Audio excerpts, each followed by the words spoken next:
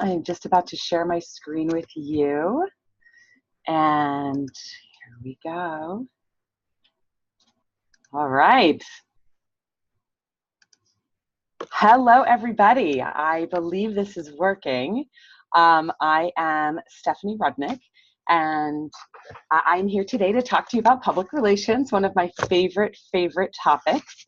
I apologize, just one sec. I just want to turn my video on so that you can see me. Hi. Okay, great.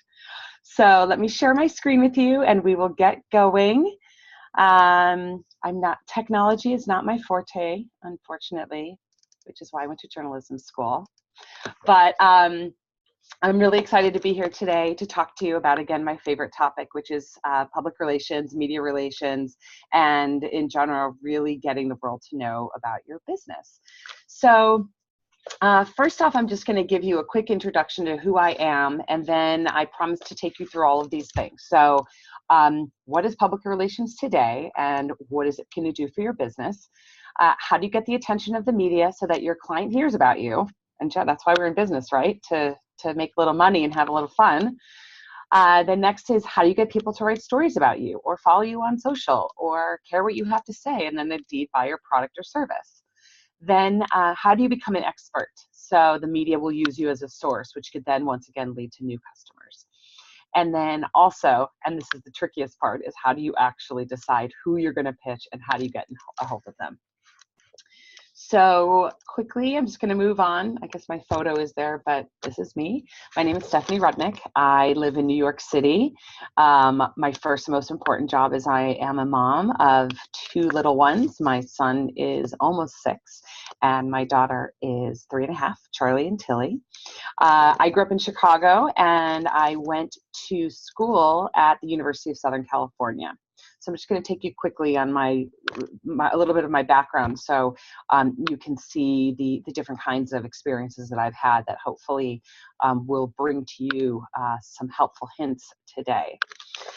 So I went to University of Southern California and studied journalism in their Annenberg School for Communications, and decided after spending 1 semester as a broadcast journalism major that this thing called public relations really seemed to fit the bill for me.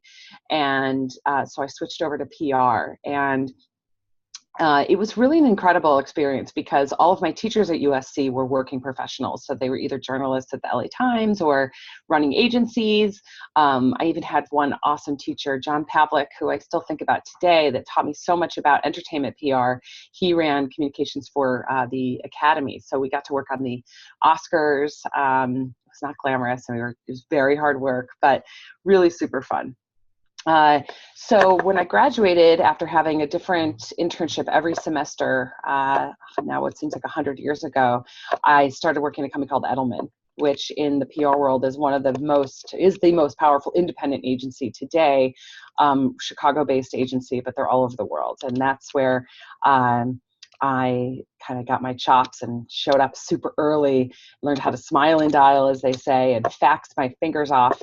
And I'll get into that a little bit back in the day of how PR has changed. From there, I moved to San Francisco for a job with Microsoft. And that was really interesting, leaving an agency to go to a massive company like that.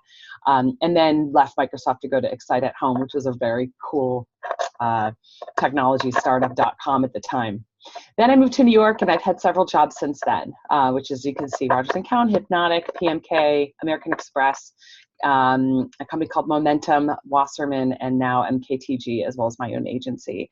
And the reason that I'm going through this is because you will understand that as you if you work with PR people, you want to work with someone who's got kind of a really good mixture of experience. So, understanding of different media segments, understanding of different ways of messaging, understanding the different types of PR. So there's a lot of different types that I'll go into, but media relations to crisis, hopefully you'll never need crisis communications help, to corporate communications, to publicity, to social media, etc. So that's a bit about me. And today in my world, I have the the great pleasure of running communications globally for an agency called MKTG, which is a large lifestyle marketing agency. We've got offices in 19 countries, and my role is to oversee the communications function. So everything from the agency and how we show up and how we talk about our brand and ourselves and our services, to our social media, our website, all the marketing, our rebrand, all that stuff. And then, because I have the coolest CEO ever, he also allows me to do a little bit of a side hustle where I represent several athletes and brands on the side as a consultant. So I have a couple NFL players and awesome soccer players, and a couple other companies. So with that, I'm going to dig right in to share with you in this short time everything that I possibly know about PR and how that can help your small business or your business of any size, even if it's you or if there's bunches of you. So back in the day when I started, public relations was a very different bag. I used to get into work at 6 a.m. because I worked in LA, and all the journalists were on the East Coast. So that would mean I would be at my desk at 6 a.m. and on the phones with lists of hundreds of journalists. And I would pick up the phone and pitch my heart out so that I could get them early in the morning, when they were just having their coffee. And that was the way it went. You made lots of phone calls and lots of faxing. Thank God those days are gone. But really all your focus was, and at that time I worked on launching .coms. This is in, 1996, a really long time ago when the internet was just starting. And so there were lots of reporters covering this space. And so it was figuring out, okay, how do we get them in a magazine? Like print magazines were kind of like everything. Or newspapers. Newspapers were great because oftentimes they were just starting to go online. So when you're pitching a .com, you really want that hyperlink. And then radio, television, and then speaking opportunities. That was it. It was really like you had a focus group of really the kind of core media outlets that you went after. Now, today, you have magazines, you have newspapers, you have radio, and of course TV. You have news sites, which I just mentioned. You have lots and lots of bloggers. Now, these are legitimate. A lot of these people are legitimate writers now, and maybe that's not what they went into, but there's a lot of bloggers. Tons of podcasts. I'm like a total podcast fanatic. I don't think I go anywhere without my headphones on listening to something, but that's a whole new world that has opened up for you to pitch. Then there's social media. So Twitter has become a platform to help promote your business. LinkedIn, huge, massive. I'm a massive fan, and we can talk about that a little bit later. Facebook, again, another great platform, depending on the product or service that you provide, is definitely one that you need to put on in your plan. YouTube, video content, reigns supreme. You too can become a star, and you can promote your business just from using your phone or your laptop. YouTube and video content are a huge channel for you. Vimeo, same thing. I love Vimeo. Tons and tons of really cool high profile things like TED Talks. TED came out of kind of nowhere, and now it is like the pinnacle of any speaking opportunity that you can get. And if you haven't spent time falling the TED Talks hole, I recommend that you do so in things that you're passionate about. You'll learn a lot, and then hopefully one day you too can be on stage at one of the TEDx events. Next is, again, speaking opportunities. So when speaking opportunities back in the day, there were few. Now there are so many, and it's such a great way for you to focus your message and get it in front of an audience that actually is there. If you're in the wellness industry and you can figure out a way to get a slot on a panel or a keynote at a wellness conference, like cha-ching, huge. And then of course there's e-newsletters, another massive thing. So I'm just going to grab something off my printer, pardon me. Okay, I just want to make sure I don't miss anything. I took lots and lots of notes preparing for this today. So I wanted to kind of chat with you about the changing media landscape and then who these people are. So as I mentioned before, I'm just going to use wellness as an example. So let's say that you work in the wellness business and you have a product. Let me get really specific. You are selling an accessory to yoga fanatics, or not fanatics, people that just are interested in yoga. So I don't do yoga, but I've got all the stuff. That's probably telling you too much about me. I do yoga. but I got the bricks and the bag and the cool mat and all that stuff. But anyway, so what you want to do, and I know this isn't going to probably, surprise you, but you need to read, watch, listen, follow, stalk every website, newsletter, social media handle of people that are in your sweet spot. And that usually will come in the form of a news outlet, a legitimate news outlet. Okay, so those are your let's say Oprah magazines and the Yoga Journal and all those types of things. But then you have this whole world of other influencers and bloggers and podcasters and things that you also just need to get really, really smart about. So to me, if I'm a small business owner, all I'm doing all day long is, of course, running my business and making sure my products or services are still up to snuff. But I'm also a sponge. I'm constantly obsessed with making sure that I'm up on everything that's going on. I'm following the best reporters and bloggers that know my space first. Then what you want to do is you want to maybe set up Google alerts about these people too, so you don't miss anything. So let's say Joan Smith is one of the biggest reporters in your space. You know everything she's doing. You're following her on Twitter, you're following her on Instagram, on LinkedIn if you can, Facebook if you can. You're subscribing to her e-newsletters, and then you set up a Google News alert. That's just alerts.google.com, and set it up so that anytime her name is mentioned, and hopefully it's not Joan Smith because there's probably tons of those, but if you get specific, you're getting an alert. Okay, because what you want to do is wait for the golden moment when it's time to actually reach out to her. Okay, and I'll go into some tactics and little tricks on how to do that. So let's say you have this whole list of all these people that you've been following, and you follow them on Twitter and whatever. How do you get in touch with them? Okay, so there's a bunch of different types of services to do that. Today it's probably easier than ever because everyone is on Twitter. So you could tweet at them, but my recommendation is either going online to a service like Meltwater or Cision if you have a budget. Meltwater is a great service where not only does it have a database of journalists around the world, but you can also set up monitors for things that you're looking at. So let's say it's your company. Of course, you set up a monitor for anytime your company is mentioned in the news or in social. But you can also do that for your competition. You can do that for other things that you're interested in. That keeps you super, super smart about what's going on in your world. Obviously, you could find out how to get in touch with someone, hopefully through the website. Oftentimes, if I can't find someone's email, I will type in email format at CNN, and it'll usually come right up and say first name dot last name at Turner dot whatever. So there's ways that you can figure out emails. Sometimes I will do like a first name dot last name at, and I'll do first initial last name, just try and be safe. Some places like the New York Times have caught on to that. They get a little trickier, but you could still find these people usually through their site or social media, or Google the heck out of them. Oftentimes somewhere, somehow you'll be able to find, if you say Joan Smith phone number, Yoga Journal, you'll probably get it because Google is amazing.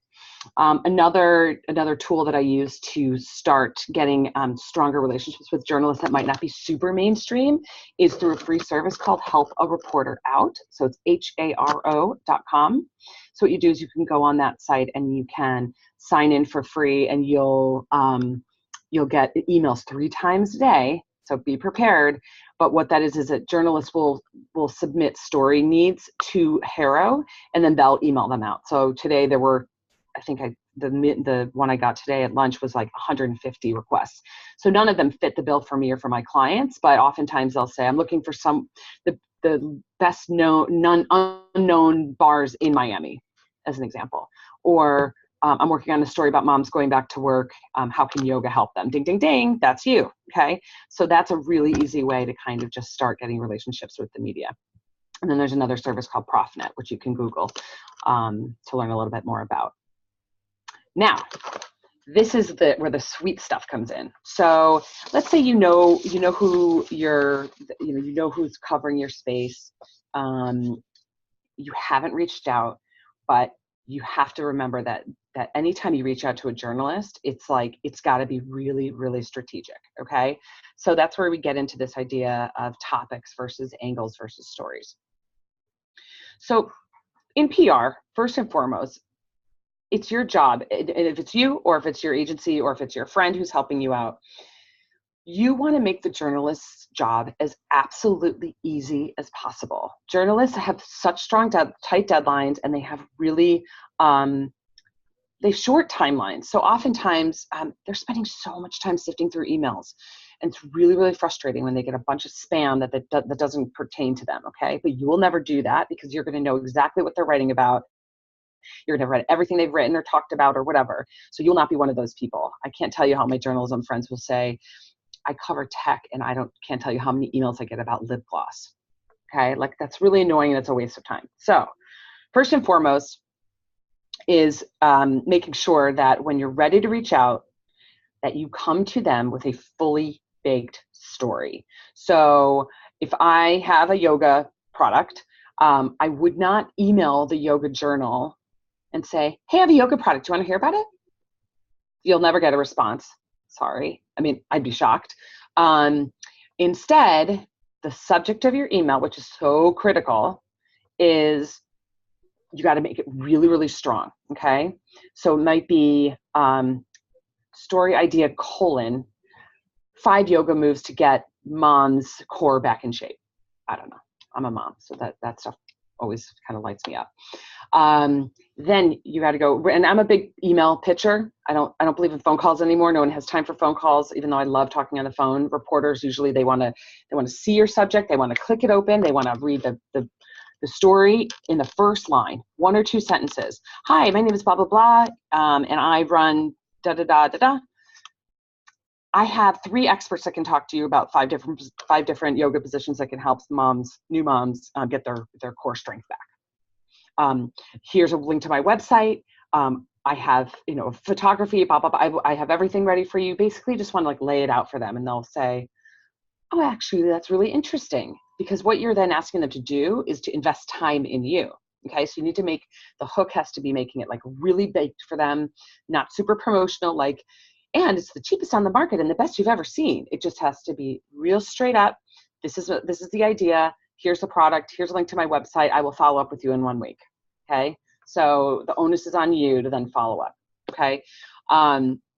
Or let's say that there's a reporter that you're following, and you notice that they often quote lots of people. They have lots of sources. You want to become a source for them. So let's say you're not pitching your product, forget the product and forget, whatever else, that will all come. If you can convince a reporter that you're a subject matter expert in something that they cover, they need new sources all the time. Okay. So one of my favorite things to do, and it actually just kind of happened over the years, and it really, really, I hate to say it's like a trick, because you're not really trying to trick anybody, but you want to start to build a rapport with these reporters. Okay. So let's say that they wrote a story about something that really lit you up. It was right in your wheelhouse, and you were like, God, ooh, I wish I was in that. I should have been quoted in that story, or my product should have been included. What you want to do is you want to prepare an email to them. And and the subject matter should be, thank you for the story about da da da da.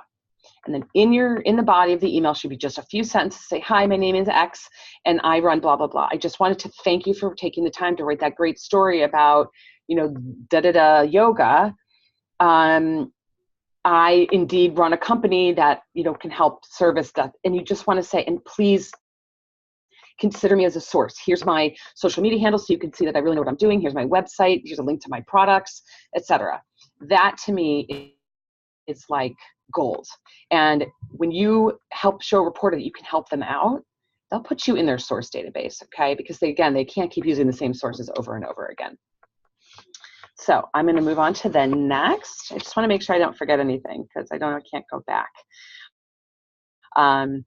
Here's my other thing to think about. Sorry, is when you're pitching someone, you really want to show them how your product or service is solving a problem. Okay, so if you have a product or service, I assume you're in business because it's meeting someone's need. Okay, make that super apparent to a reporter. I created this product because moms everywhere were saying ba ba ba. I think your readers would really appreciate understanding how they could too benefit from my product. Okay, so that's something that also really works. And don't be salesy. Just be really truthful and honest. Okay, so the next way. So I already kind of mentioned this, but ways to engage reporters has changed as well.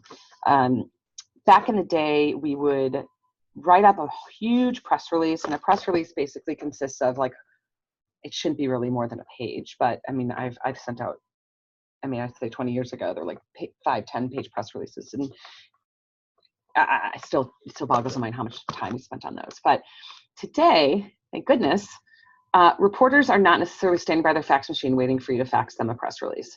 What they are is on their phones, they're on Twitter, they're on their laptops, scrolling through email, constantly working, like attached to their machines, like we all are. So email to me is definitely the best way to initially engage a reporter. And as I mentioned before, really super strong subject line.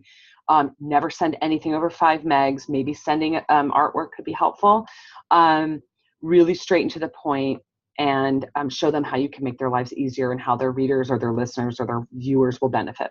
Okay. Secondly, if you have a relationship with this reporter down the road, a phone call is okay, but it would always be after an email. I don't like calling reporters out of the blue and going right into the pitch. I mean, it's so painful. Like, how many times, it's like telemarketing almost. It's totally against the rules. So no bueno. So email, then you can follow up with a phone call if you want. You could tweet at them. So if you're on Twitter, then you just click on, I think it's message or something, and you can, that to me isn't as effective. I don't think people are really checking their Twitter inboxes. I mean, I found stuff, I don't know. I just don't. Maybe I'm just too old. But Facebook and LinkedIn, I wouldn't. That's really kind of, Facebook especially is way more, it's kind of more personal. Unless you're like really friendly with this reporter, like don't try and Facebook friend them. That's like a little bit weird. And then linking them in is okay. I wouldn't use that as my only mode to reach out to them. Again, I would really get in their inbox first, follow up with a phone call, and then maybe send them a note on LinkedIn. But here's a quick tip about LinkedIn and Twitter that I love, is that you can comment on stories that they post. So let's say that they posted a story that they wrote for Advertising Age, let's say, and in the magazine, and then they post it on their LinkedIn, and it's right in your sweet spot. Oh my God, you comment on that story. Like, no questions asked. Like, thank you so much. What an excellent story. I really appreciate you taking the time. That's it. Like, if they are interested, they'll click on who you are, and then they'll start to see. You don't need to like put links in or whatever, but like, you can start engaging them that way. Now, the cardinal rule for follow-up, especially if you don't have a long kind of lead time, is like a week. If you have a long lead time, is a week. So I wouldn't call them every day. I probably wouldn't really call them at all, but and maybe would follow up with an email just saying, hoping to push this back to the top of your inbox. I just wanted to follow up on my pitch. I'll leave you alone from here, but please know blah, blah, blah. Because 9 times out of 10, they've probably read the first 2 lines of your email, and if they were not super busy, they either flagged it to follow up with later, or they deleted it. And then that you just have to move on to the next. It's just life, right? And then what else? Let's see. I think I hit all my points there. I'm going to move on to the next, which is planning ahead. Like big, bold letters. I love these big, bold letters. One of my favorite tricks that I learned in journalism school was in our editorial class. And that's when we got to go work at the LA Times in the newsroom. And one of the coolest things I saw was they had this massive wall of a huge calendar. It's a whiteboard. Again, this is like, I mean, kind of like, it's not pre-internet, but we're talking way back in the day. And this whiteboard was like the calendar to end all calendars. And so in blue was like massive sporting events in LA. In green was all the big political things happening throughout the year. In yellow was, major cultural moments or holidays. And so it was so interesting to me because that framed up my planning in a campaign. So let's say, again, you have a yoga product. You should have a calendar, and you should know anything happening that's related to wellness, yoga, health. Like, I think it's March is National Nutrition Month, like anything that relates, and then start building your pitches leading up to there. Okay. So or what's that really cool Wanderlust event, which is like that great festival, or South by Southwest, or whatever it may be, so that you know down the road these things are coming up, and you can bet your bottom dollar that anyone covering your space also has them on their calendar. So let's say that you want to get in a monthly magazine and you want to pitch a journalist on your great product or service, and you're hoping that it can land in that issue that on their editorial calendar, which I'll explain in a second. Will include your product. So magazines actually work with a 4 to 6 month lead time. So when you're reading the September issue, which is like usually the big fashion issue, let's say Vogue, well, they started working on that forever ago, but you want to be calling that reporter 6 months before. So I would get on the horn January, Feb. And start that conversation, because they're basically putting those stories together 4 to 6 months ahead. They put it to bed way, way, way, way before. So I just think that that's important for you to know. And so again, planning ahead and knowing what's coming up, and again, saying, hey, I know that you usually cover the World Economic Forum. I just want to let you know that my client's going to be speaking there, and I'd love to sit down with you and talk about our plans. And we're talking way out. Newspapers, a little bit different. .com lead times can be like the day of. So I don't have as much time to pitch those guys. But I think planning is really super helpful. I'm going to go on to the next. Okay.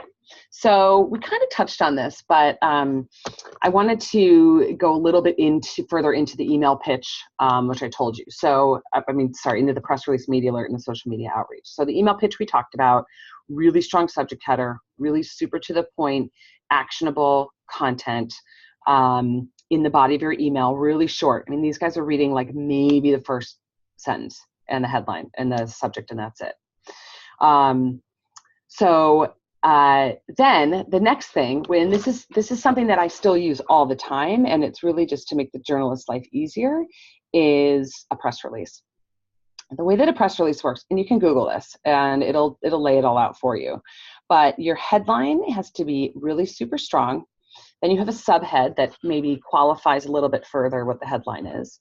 And then you have, I would say the best press releases are like 2 to 3 paragraphs with a quote from an expert or the client or yourself. So the most important part of a press release is your headline, your subhead, and then your first paragraph, which is called the lead paragraph. Again, all this is outlined on Google. It's very prescriptive almost, but what we learned in journalism school and absolutely applies to all writing today when it comes to pitching or press releases, et cetera. It's like an inverted pyramid, okay? So all the really, really important details are up top, and then support, okay? So you don't want to bury, they say bury the lead. You do not want to bury the lead. So when you're thinking about writing a pitch, a press release, or anything, it's got to be top heavy, it's got to get their attention right away, and then taper from there. Does that make sense? Yes? Okay, great. One of my other favorite pieces of pitch material is something called a media alert. And a media alert historically was to drive people to a physical event. So how that is, it's really the who, what, where, why, and when. So again, really strong headline, maybe a subheader, and then who, what's going on, where's it going on, how do I get there, who do I contact? And it's absolutely one page. Those are emailed out oftentimes as one-sheeters or PDFs, just so that all the information that you need is absolutely all in one place.